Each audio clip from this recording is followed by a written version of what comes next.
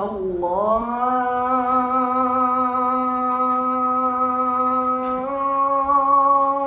أكبر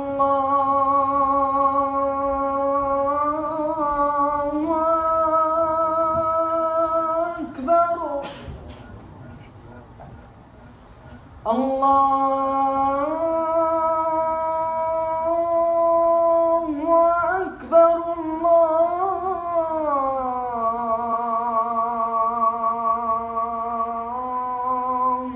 أكبر أشهد أن لا إله إلا الله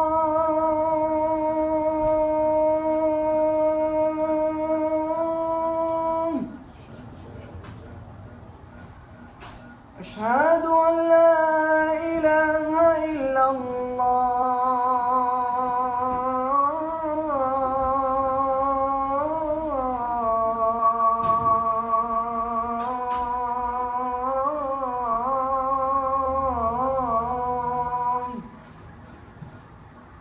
أشهد أن محمدًا رسول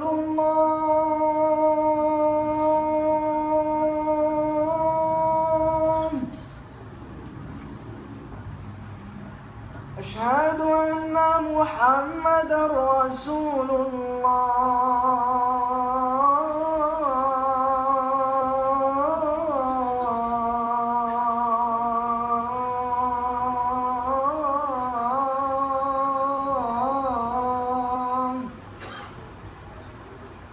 حي على الصلاة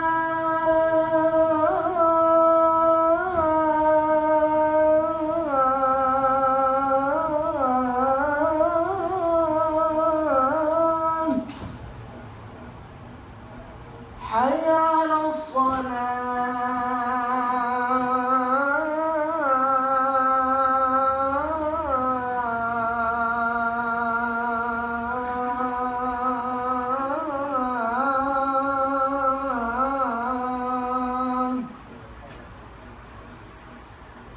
حي على الفلاح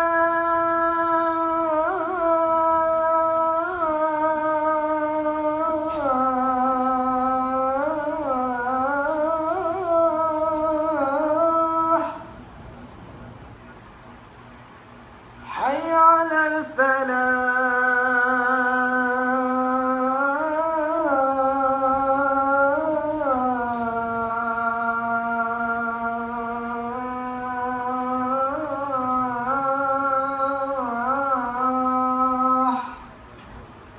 الله أكبر الله أكبر لا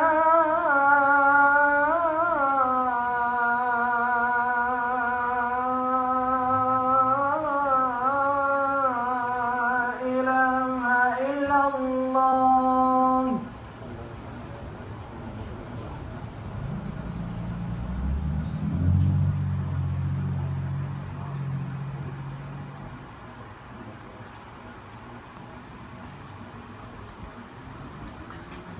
إن الحمد لله نحمده ونستعينه ونستغفره ونعوذ بالله من شرور أنفسنا وسيئات أعمالنا من يهده الله فلا مضل له ومن يضلل فلا هادي له وأشهد أن لا إله إلا الله وحده لا شريك له وأشهد أن محمدًا عبده ورسوله يا أيها الذين آمنوا اتقوا الله حق تقاته ولا تموتن إلا وأنتم مسلمون يا أيها الناس اتقوا ربكم الذي خلقكم من نفس واحدة وخلق منها زوجها وبث منهما رجالا كثيرا ونساء واتقوا الله الذي تساءلون به والأرحام إن الله كان عليكم رقيبا يا أيها الذين آمنوا اتقوا الله وقولوا قولا سديدا يصلح لكم أعمالكم ويغفر لكم ذنوبكم ومن يطع الله ورسوله فقد فاز فوزا عظيما أما بعد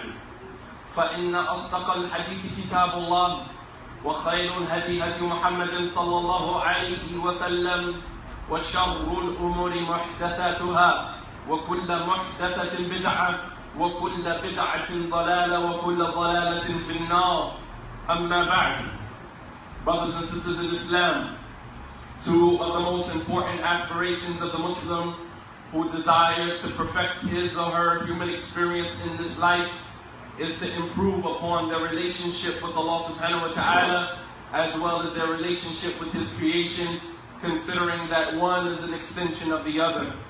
The Prophet ﷺ alluded to this fact when he said in the authentic hadith, sallallahu alayhi wa sallam, ittaqillah haythuma kunt, wa atbi'i sayyi'a hasanatan tamhuha, wa khaliqin nas bi khuluqin hasanan. The Prophet ﷺ said, ittaqillah haythuma kunt. Fear Allah subhanahu wa ta'ala wherever you may be. وَأَتْبِعِ السَّيِّئَةَ حَسَنَةً تَمْحُوهَا, and follow up a bad deed with a good deed and it will wipe it away. وَخَالِقِ النَّاسِ بِخُلُقٍ حَسَنٍ, and treat people with good character. One of the greatest explanations of this, or one of the greatest stories that highlights the relationship of man with his Lord and man with his creation, with the creation of Allah subhanahu wa ta'ala, is when Salman al-Farisi went to go visit Abu Darda. And he found Darda dressed in raggedy clothing because Abu Darda was neglecting her, spousal neglect, even if it's done with something that is halal, like fasting and praying. And Salman, he prayed with Abu Darda, and after they finished praying, he turned to his brother, giving him a piece of advice, something that many of us are very afraid to do today, even those of us who have close relationships with one another, especially in something so delicate like the relationship between a man and his wife. Salman turned to Abu Darda and he said, إِنَّ لِرَبِّكَ عَلَيْكَ حَقًّا وَإِنَّ لِنَفْسِكَ عَلَيْكَ حَقًّا وَإِنَّ لِأَهْلِكَ عَلَيْكَ حَقًّا فَأَعْطِ كُلِّ ذِي حَقٍّ حَقَّهُ. He said, indeed your Lord has a right over you. Indeed your body has a right over you. And indeed your wife has a right over you. فَأَعْطِ كُلِّ ذِي حَقٍّ حَقَّهُ. So give everyone that has a right their rights. Your relationship with the creation is an extension of your relationship with Allah subhanahu wa ta'ala. الراحمون يرحمهم الرحمن ارحم من في الأرض يرحمكم من في السماء. الراحمون, those who are merciful. يرحمهم الرحمن. Ar-Rahman, the most merciful, will have mercy upon them. Be merciful to those that are on the earth, and the one that is above the heavens will have mercy on you.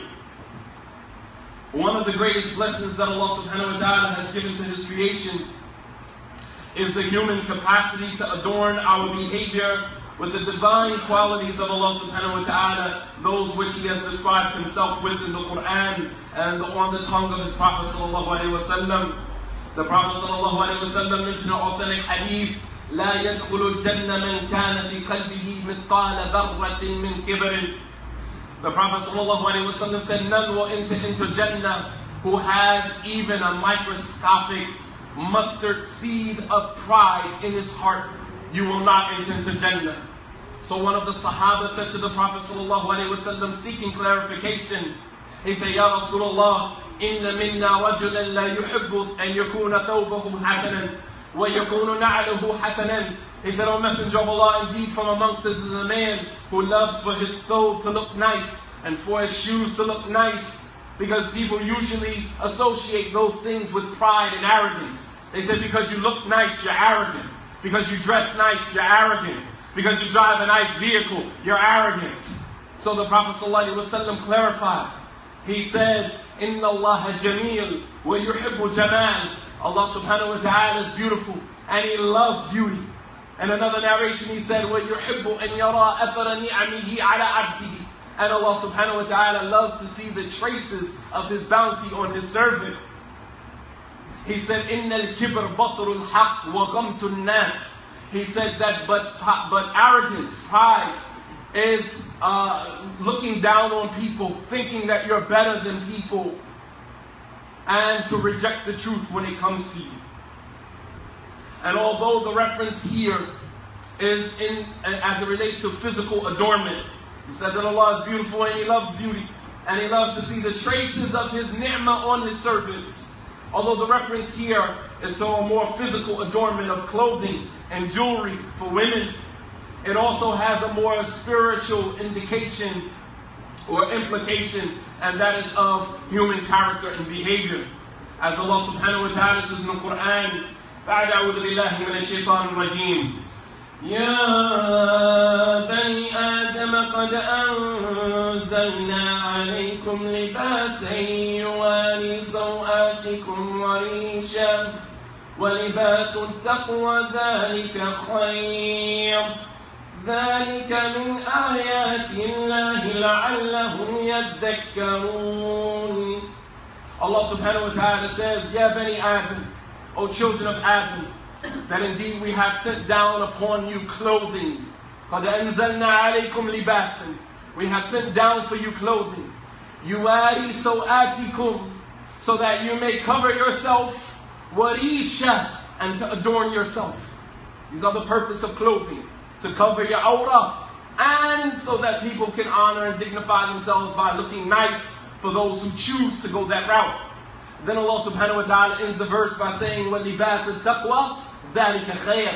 And the clothing of piety and righteousness and God consciousness is the best type of clothing that a man can adorn himself with, that a woman can adorn herself with. ذَلِكَ مِنْ آيَاتِ اللَّهِ. These are from the signs of Allah. لَعَلَّهُمْ يَذَّكَّرُونَ. So that perhaps they may take a warning, perhaps they may take a reminder from it. So clothing is not just for the physical adornment, but to adorn your character. وَلِبَاسِ التَّقْوَى, the clothing of piety and righteousness through good character. That is the best type of adornment. Ibn al-Qayyim rahimahullah ta'ala said, إِنَّ اللَّهَ جَمِيلٌ وَيُحِبُّ الْجَمَالِ وَخَلَقَ الْجَمَالِ لِأَنَّهُ سُبْحَانَهُ وَتَعَالَى هُوَ الْجَمِيلُ. Ibn al-Qayyim rahimahullah ta'ala said that Allah is beautiful, and He loves beauty, and He created beauty in His creation because He Himself, subhanahu wa ta'ala, is beautiful. Allahu Akbar. The Prophet sallallahu alaihi wasallam said, لو كشف Allah subhanahu wa ta'ala al-hijab, that if Allah was to remove the hijab, if Allah subhanahu wa ta'ala was to remove the veil that separates Him from His creation, He said, لأحرقت سبحت وجهه ما أدركته البصر من خلقه. That if Allah subhanahu wa ta'ala was to remove the veil that separates Him from His creation, that His beauty would be so radiant that it would burn up everything in the heavens and the earth, subhanahu wa ta'ala. That's how beautiful Allah subhanahu wa ta'ala is. We see something beautiful in creation and we marvel at how beautiful it is, how great it is. Could you imagine the creator of that beauty?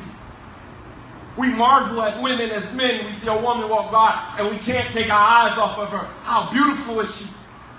How much more would be the beauty of her creator, subhanahu wa ta'ala. That Allah subhanahu wa ta'ala is beautiful and He loves beauty, and He loves to see the traces of His beauty on His creation. So Allah subhanahu wa ta'ala loves to see the traces of His blessings on His servant, and the way that Allah subhanahu wa ta'ala deals with His creation is the most beautiful way. Ibn al-Qayyim, he continued that Allah subhanahu wa ta'ala jamilun fi dhatihi, that Allah is beautiful in His essence, subhanahu wa ta'ala. Wa jamilun fi sifatihi, and He's beautiful in His attributes and His qualities. Wa jamilun fi asma'ihi, and He's beautiful in His names. Wa jamilun fi af'alihi, and He is beautiful in His actions. 4 things that Allah subhanahu wa ta'ala's beauty encompasses: His essence, His names, His attributes, and His actions. All of Allah's actions, subhanahu wa ta'ala, all of God's actions are beautiful. He's beautiful in the way that He deals with His creation, subhanahu wa ta'ala, in that He continues to extend His mercy to nations of people that don't even worship Him, that don't deserve His mercy and His compassion. As Allah subhanahu wa ta'ala says in the Quran, قُلْ أَرَأَيْتُكُمْ إِنْ أَتَاكُمْ عَذَابُ اللَّهِ أَوْ أَتَتْكُمُ السَّاعَةُ أَغَيْرَ اللَّهِ تَدْعُونَ إِن كُنتُمْ صَادِقِينَ بَلْ إِيَّاهُ تَدْعُونَ فَيَكْشِفُ مَا تَدْعُونَ إِلَيْهِ إِن شَاءَ وَتَنْسَوْنَ مَا تُشْرِكُونَ. Allah subhanahu wa ta'ala said that, don't you see that if the punishment of Allah subhanahu wa ta'ala was to come to you, أَوْ أَتَتْكُمُ السَّاعَةُ, or the hour was to come upon you suddenly, أَغَيْرَ اللَّهِ تَدْعُونَ إِن كُنتُمْ صَادِقِينَ, would you call on another God besides Allah? Say it if you're truthful. So Allah challenging His creation, that if the punishment from Allah came upon you, Look at what happened to Puerto Rico just a couple of days ago. The entire land of Puerto Rico is without electricity. The entire island is without electricity. Just a couple of days ago. Allah subhanahu wa ta'ala, what part of this don't we understand?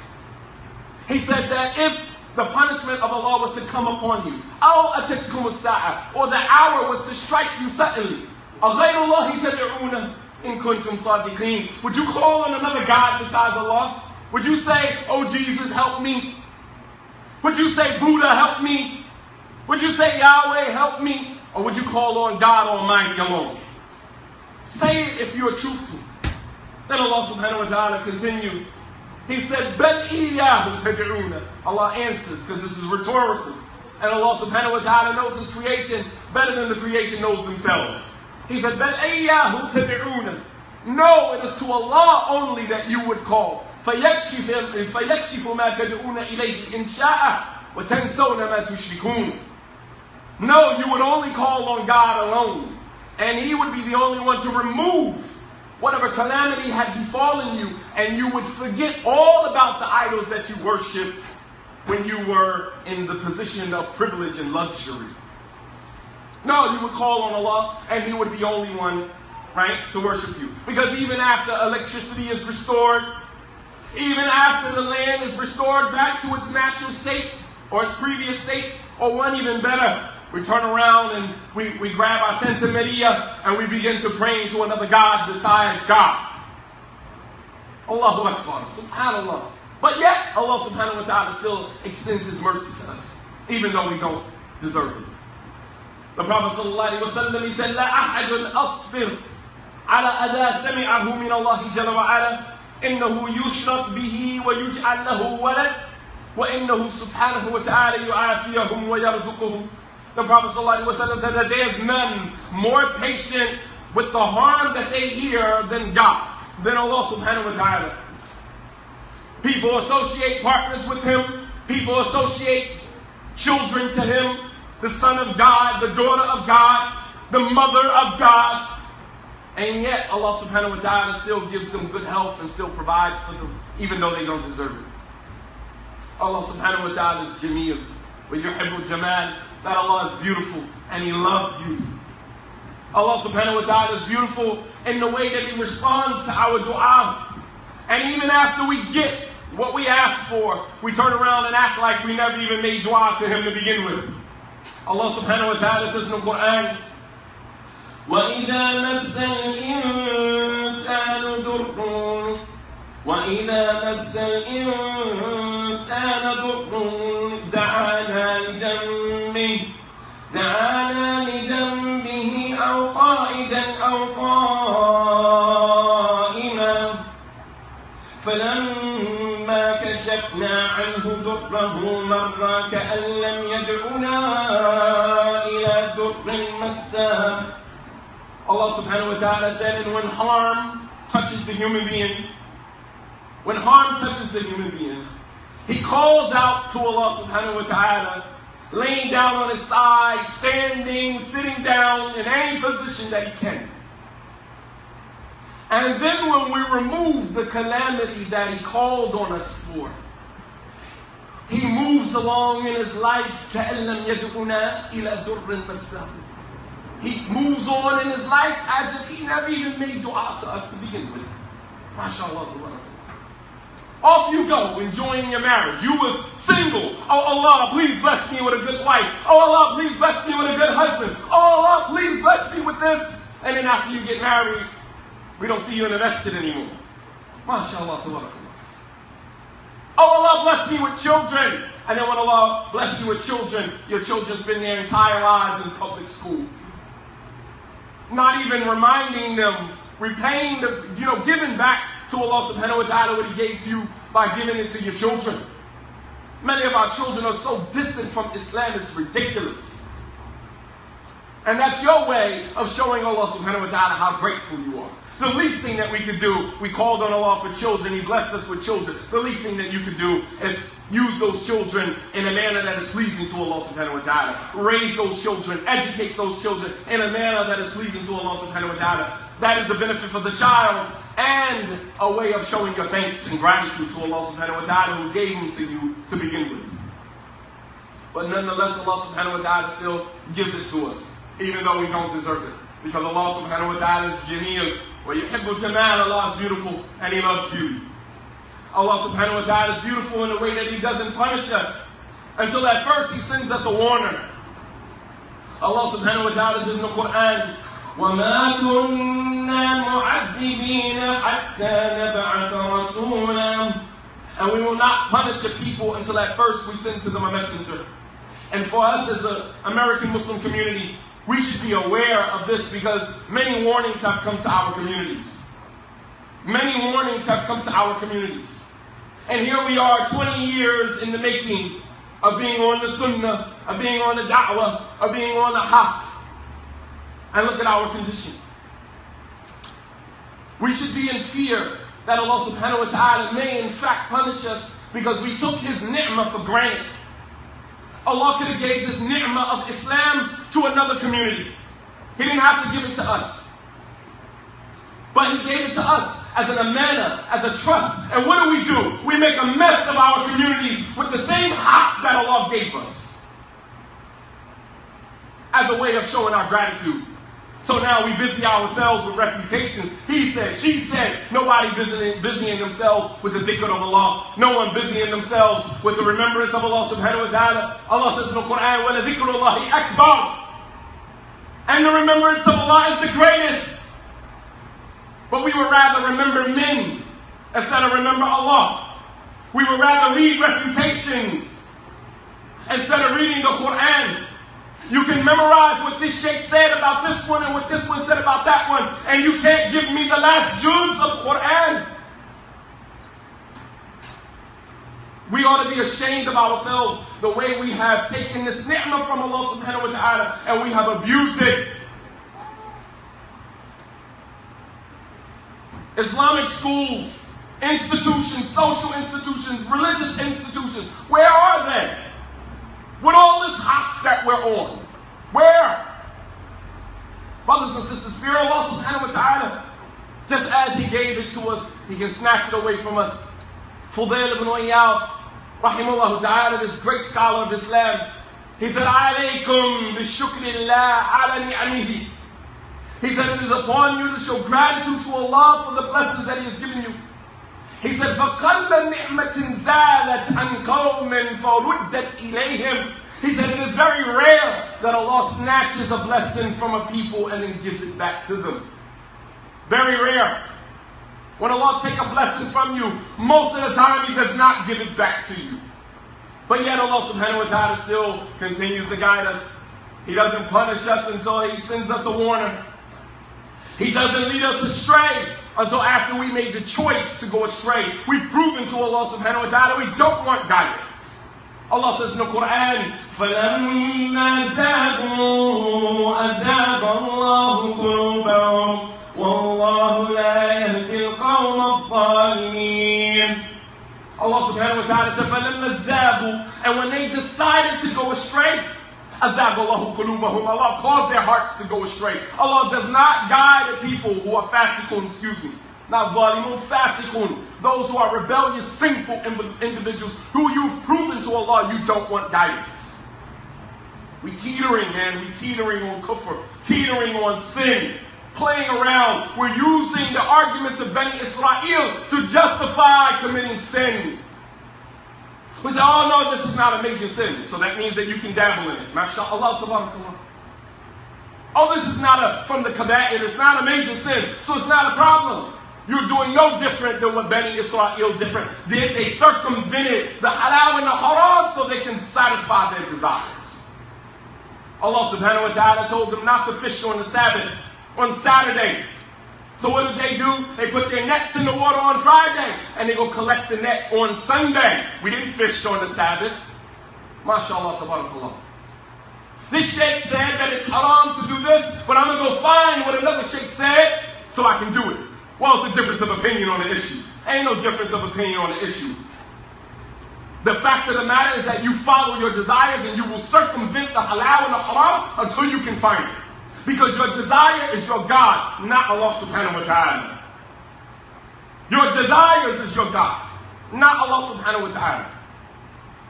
Allah says in the Quran, أَفَرَأَيْتَ مَنِ اتَّخَذَ إِلَهَهُ هَوَاهُ فَأَضَلَّهُ اللَّهُ عَلَى الْعِلْمِ. That don't you see the one who has taken his desires as his God besides Allah? And Allah, knowing him as such, has left him astray, has turned him, deviated him away from any clear knowledge, and put a seal on his eyes and on his hearing. وَمَنْ يَهْدِيهِ مِنْ بَعْدِ اللَّهِ. Who can guide him after Allah has done that to him? أَفَلَا تُبْصِرُونَ. Don't you see? Understand how this process happens, brothers and sisters. Understand how this process happens. But Allah subhanahu wa ta'ala does not guide us or lead us astray until after we prove it to him we don't want guidance.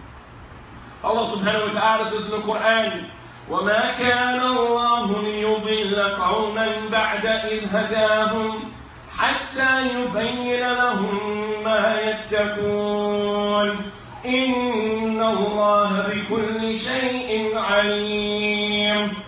Allah subhanahu wa ta'ala says that Allah subhanahu wa ta'ala will not lead a people astray. Allah subhanahu wa ta'ala will not lead a people astray after he has guided them, until he clarifies to them what they should stay away from. And then after they continuously teeter on those things that we've proven to Allah by default of our sinful nature, that we don't really appreciate his guidance. We don't. That Allah will not send a people astray after he has guided them, until he clarifies, حَتَّى يُبَيِّنَ لَهُمْ مَا يَتَّقُونَ, until he clarifies to them very clearly what you should stay away from. And indeed Allah subhanahu wa ta'ala has knowledge over all things. Allah subhanahu wa ta'ala said about the previous nations, life is paradoxical in that you can only live it forward, but you can only understand it backwards. And this is why Allah mentions the nations that came before, the Ad, the Thamud, the people of Fir'aun. Why do you think all of these previous nations were mentioned in the Quran?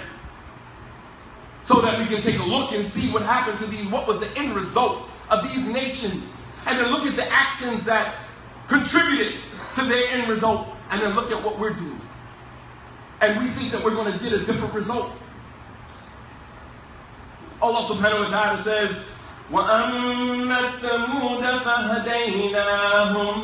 فَهَدَيْنَاهُمْ فَاسْتَحَبُّوا الْعَمَىٰ عَلَى الْهُدَىٰ. وَأَمَّا الثَّمُودَ, and as for the people of Thamud, we guided them. فَهَدَيْنَاهُمْ, we guided them. فَاسْتَحَبُّوا الْعَمَىٰ عَلَى الْهُدَىٰ, but they chose to be blind instead of guided. And we have to ask ourselves, have we chosen to be blind? For some of us, the signs are so clear, staring you right in your face, that this nonsense, this foolishness that we have been on for the past 20 years hasn't reaped us anything but destruction and a loss of 2 generations of our children. What part of that don't we understand?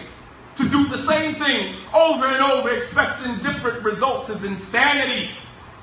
Even companies evaluate their net worth, evaluate what they've taken in. They do audits to find out whether we're doing better or we're doing worse. And here we are trying to service the creation of Allah subhanahu wa ta'ala and haven't once taken a look at ourselves, a serious look at ourselves as a community.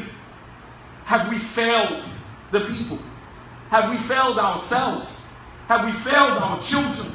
Have we failed the larger community around us? And I would say, with all candor, absolutely, we have. We're all a part of it. The problem that we are dealing with, this is the monster that we create.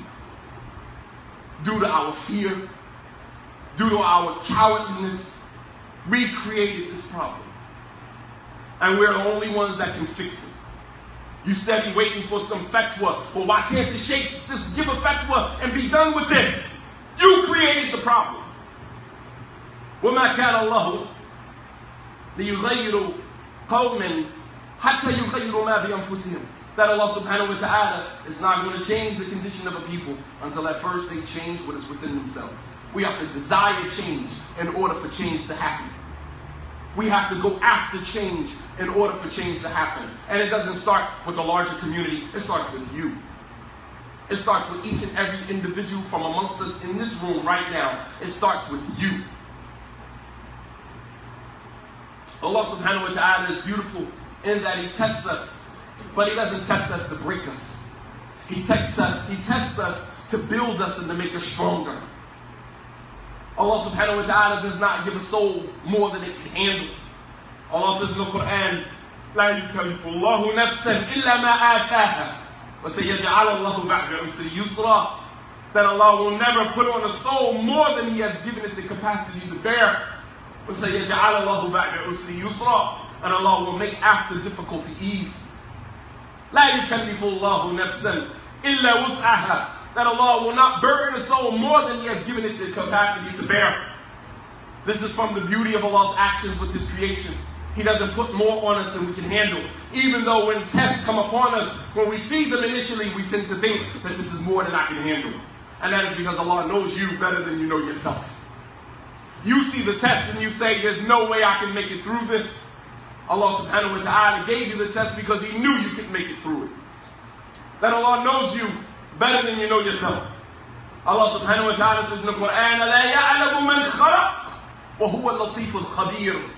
Doesn't He know better the one who created you? And He is Al-Latif, Al-Khabir.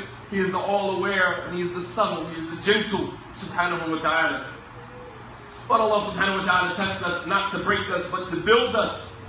Evidenced by the fact that He doesn't give us more than we can handle.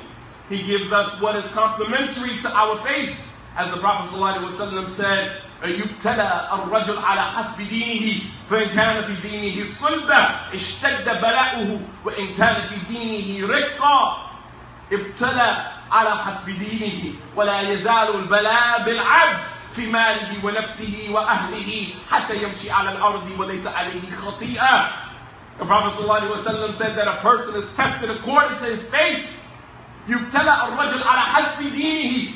You're tested according to your practice of Islam, your faith in Allah subhanahu wa ta'ala. So the tests that Allah give us are complementary to our faith. فَإِنْ كَانَ فِي دِينِهِ صُلْبَةٌ. And if there's some strength in your religion, your Umar ibn al-Khattab radiallahu anhu, there's some strength in your religion, اشْتَدَّ بَلَاؤُهُ. Then your tests will become more difficult.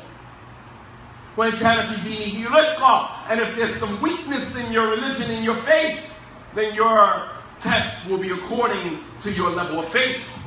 And tests will continue to come to you in your life, in your health, in your wealth, in your children, your family, until you're walking on the earth. وَلَيْسَ عَلَيْكَ خَطِيئَةٌ. And you don't have a sin on you. Allah subhanahu wa ta'ala is Jameel. Allah is beautiful and He loves beauty. Imam Ahmed rahimahullah ta'ala said, لَوْلَا الْبَلَاء لَقَدِّمْنَا يَوْمَ الْقِيَامَةِ مَفَالِيسِ. That if it wasn't for the test that Allah gave us in our lives, we would come on the day of judgment bankrupt. That means that most of the hasanat that we acquire in this life is not because we go out of our way to get up at the third of the night, not because we're giving extra sadaqah from our money, not because we're fasting Mondays, Thursdays, 3 days out of the month, not because we're doing all of these extra hasanat, but in fact we're enduring trial and tribulation, and as a result of that we are acquiring hasanat. Allahu Akbar. بارك الله لي ولكم في القرآن العظيم ونفعني وإياكم بما جاء فيه من الآيات والذكر الحكيم. أقول ما تسمعون أستغفر الله لي ولكم ولسائر المؤمنين من كل ذنب فاستغفروه إنه هو الغفور الرحيم.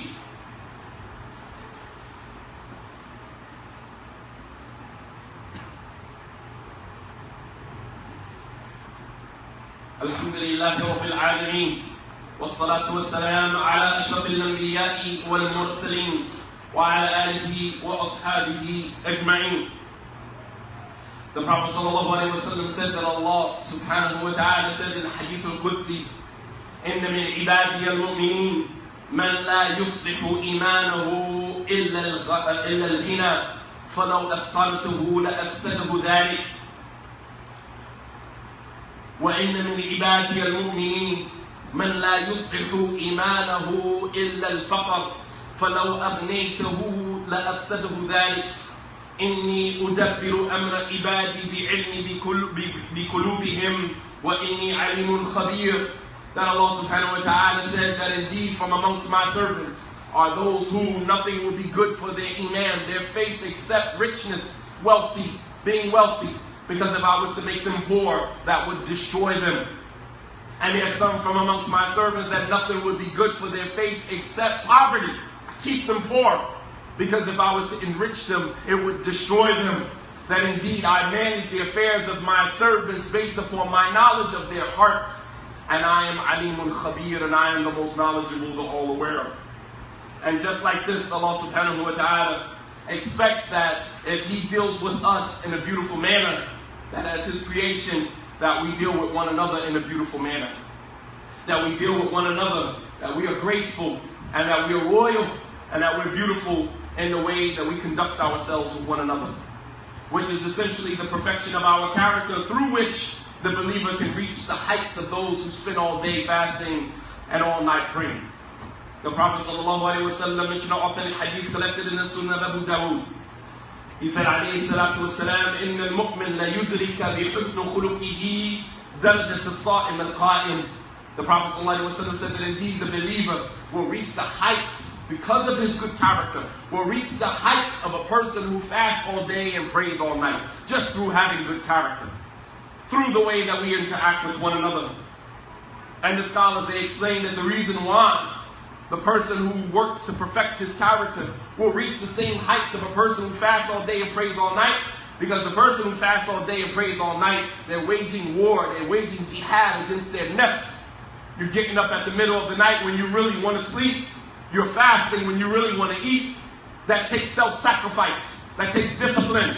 And the more you discipline yourself, the higher and the closer to Allah subhanahu wa ta'ala you are going to get. As Allah subhanahu wa ta'ala says in the Quran, لا ينال, that you will never attain righteousness. لن تنالوا البر حتى تنفقوا مما تحبون. That you will never attain righteousness until you spend from that which you love. You will never get to a righteous place, heights of righteousness, until you start making sacrifices. You're not going to sit back from a place of privilege and talk about what you on and what you're not on and not put any work in, and that is going to be justified before Allah subhanahu wa ta'ala. La wallah. And even the things that come out of your mouth, Allah is going to test you too. So if I were you, I would be careful about boasting and bragging about what you on, what you're not on. I would be careful doing that. Because Allah subhanahu wa ta'ala promised us in the Quran that He will test us to what comes out of our mouths, and He will test us to what other people say about us. Which is why the Prophet ﷺ taught us the dua, that when someone says something good about you and praises you, that you should seek refuge with Allah subhanahu wa ta'ala from that. Allahumma la tu'akhidni bima yakuluna waghfir li ma la ya'lamun waj'alni khayran mimma yadhunnun. Oh Allah, don't hold me accountable for what they say about me. لا تؤاخذني بما يقولون واغفر لي ما لا يعلمون. Don't hold me accountable to what they say, and forgive me for what they don't know. وجعلني خيرا مما يظنون, and make me better than what they think of me. Make me better than what they think of me. This is the dua that the Prophet ﷺ taught us to make when someone praises us or say something good about us. Not to accept praise. And if we shouldn't accept praise, then we most certainly should not turn around and praise ourselves. If you shouldn't accept the praise of someone else for you, then how much more would that prohibition be as it relates to you praising yourself?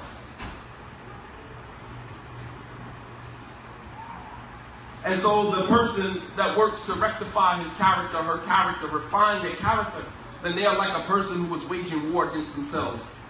Sometimes in Islam, you really want to slap somebody, honestly. And alhamdulillah, Islam has really saved a lot of people. I'm just being completely honest with you. But to refrain from that, refrain from putting your hands on somebody physically. To refrain, you are making jihad against yourself.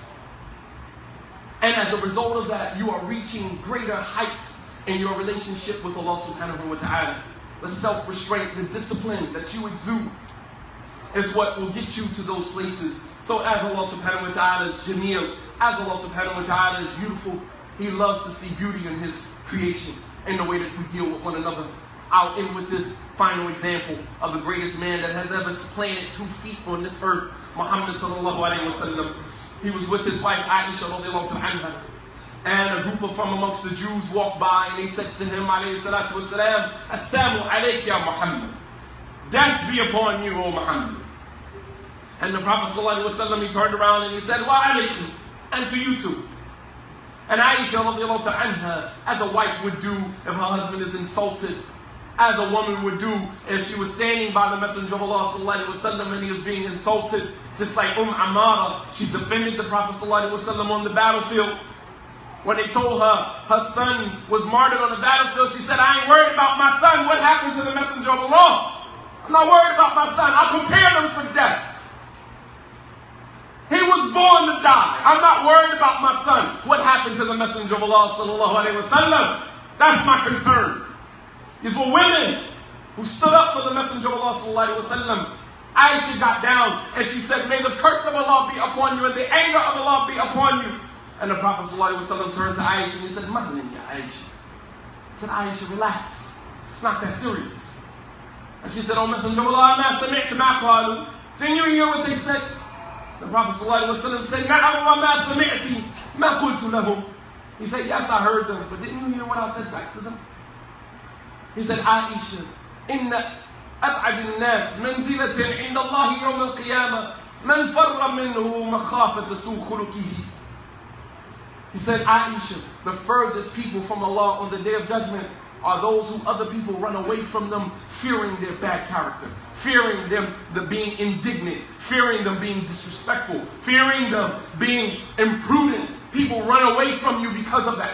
These are the furthest people from Allah subhanahu wa ta'ala yawm al-qiyamah. But look at how the Prophet ﷺ dealt with the situation. He was jameel. He was royal in his character, honorable, dignified in his character. Allah is beautiful and He loves to see beauty in His creation. He said, وَعِبَادُ الرَّحْمَنِ الَّذِينَ يَمْشُونَ عَلَى الْأَرْضِ حَوْنًا وَإِذَا خَاطَبَهُمُ الْجَاهِلُونَ قَالُوا سَلَامًا. That Ibad al-Rahman, the servants of Ar-Rahman, these are the ones who walk upon the earth, hawna, in humility. وَإِذَا خَاطَبَهُمُ الْجَاهِلُونَ. And when ignoramuses address them, they simply say, peace be to you, man. Peace be to you. People, Muslims today, don't have any understanding of what good character means. You call a Muslim all out his name. Deviant, hizbi, astray, this, that. May Allah do this to you. You're making dua against Muslims in public. And we've accepted that because our standards are so low. And we've moved so far away from Islam, it's ridiculous. And I guess this holds true to the Prophet ﷺ saying that you are going to see after me much different. You're going to see so much after me. Even some of the Sahaba couldn't believe some of the things that the Prophet ﷺ described that would befall his ummah yawm al-qiyamah, towards the last days. And we pray that Allah subhanahu wa ta'ala forgive us for any shortcomings that we've had in representing His religion. We pray that Allah subhanahu wa ta'ala gives us the strength and the courage to reclaim our community from the clutches of individuals who have capitalized off of our pain and our dysfunction.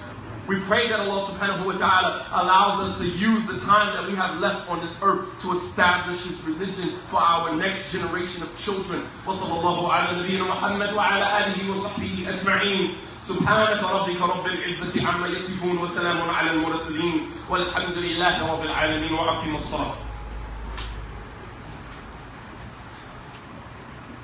الله أكبر الله أكبر أشهد أن لا إله إلا الله أشهد أن محمدا رسول الله حي على الصلاة حي على الفلاح قد قامت الصلاة قد قامت الصلاة الله أكبر لا إله إلا الله.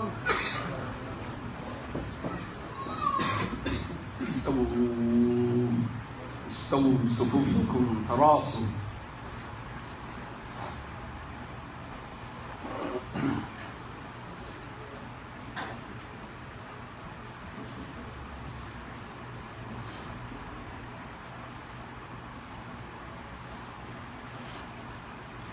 الله أكبر.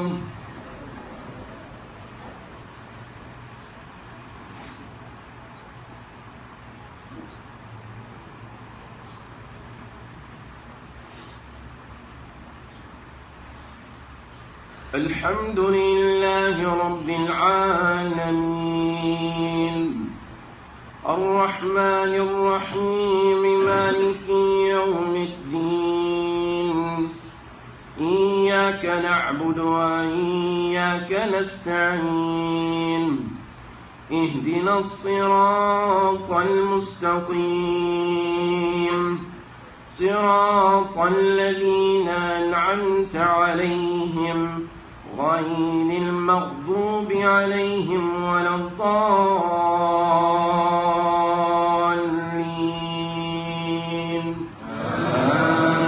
آمين.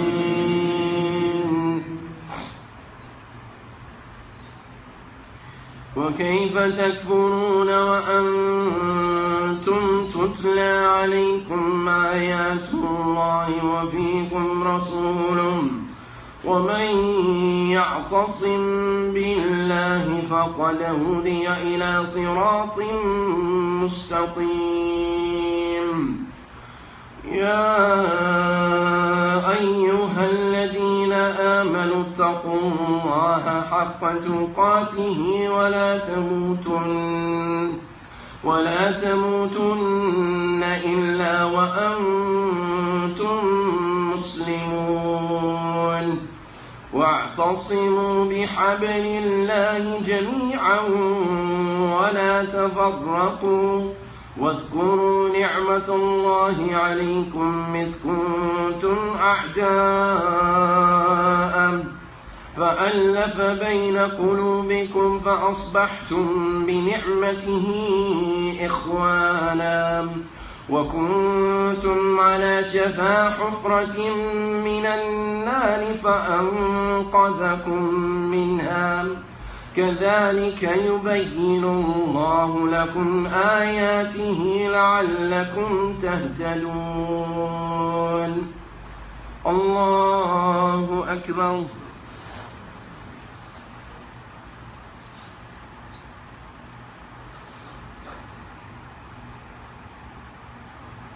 سمع الله لمن حمده. الله أكبر.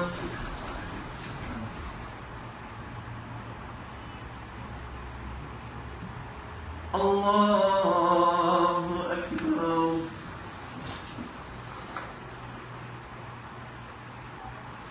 الله أكبر. سبحان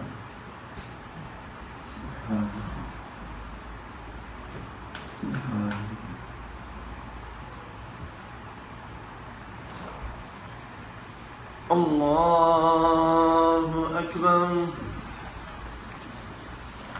الحمد لله رب العالمين الرحمن الرحيم مالك يوم الدين إياك نعبد وإياك نستعين اهدنا الصراط المستقيم صراط الذين أنعمت عليهم غير المغضوب عليهم ولا الضالين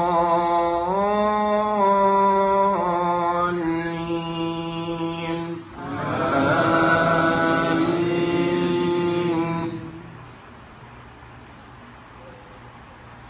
ولا تكونوا كالذين تفرقوا واختلفوا من بعد ما جاءهم البينات وأولئك لهم عذاب عظيم. يوم تبيض وجوه وتسود وجوه فأما الذين اسودت وجوههم أكفرتم بعد إيمانكم فذوقوا العذاب بما كنتم تكفرون. وأما الذين بيضت وجوههم ففي رحمة الله هم فيها خالدون. وتلك آيات الله نتلوها عليك بالحق وما الله يريد ظلما للعالمين. ولله ما في السماوات وما في الأرض وإلى الله ترجع الأمور. الله أكبر.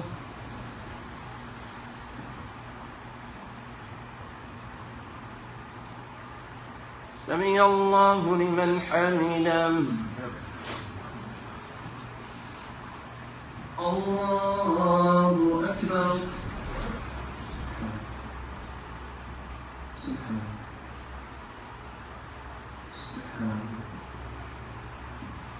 الله أكبر. الله أكبر.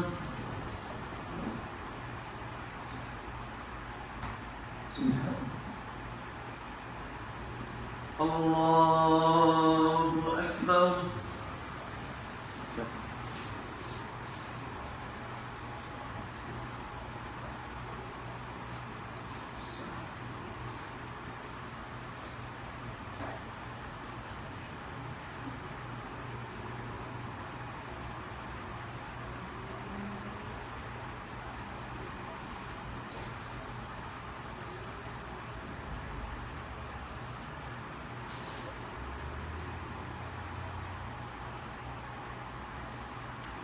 السلام عليكم ورحمة الله.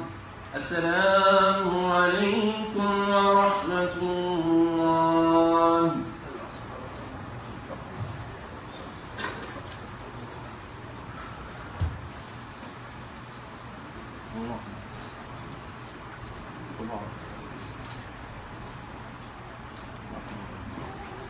Continuation of the khutbah.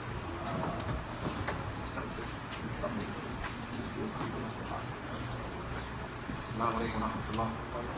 First and foremost, we'd like to thank Allah Azza wa Jal, Almighty and Majesty, for allowing us to see Dr. Jumu'ah. We'd like to thank you brothers for coming out. We'd like to thank our brother, Shadeed Muhammad, for an excellent reminder. Two big announcements. I'm reminded every week to remind you brothers to give, increasing in sadaqah as the masjid is in need, and whatever you give is greatly appreciated. Number two, today after Salatul Asr, we pray Asr at 4:45, I think. 4:45, we pray Asr.